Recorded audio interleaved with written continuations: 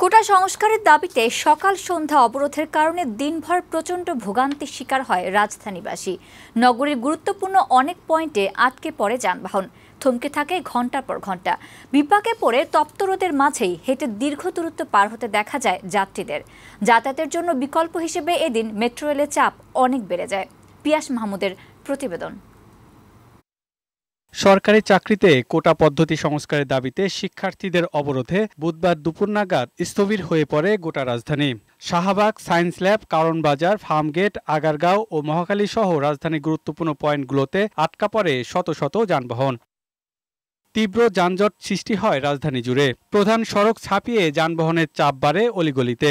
দীর্ঘ অপেক্ষার পরও যানবাহন না চলায় চরম ভোগান্তিতে পড়েন নগরবাসী। রোদ মাথায় নিয়ে পায়ে হেঁটে রওনা দেন গন্তব্যে। আগে জানলে হয়তো বা স্কুলে দিতাম না। ভোগান্তি হইব, অসুস্থ মানুষ এসে তো কষ্ট হইবে।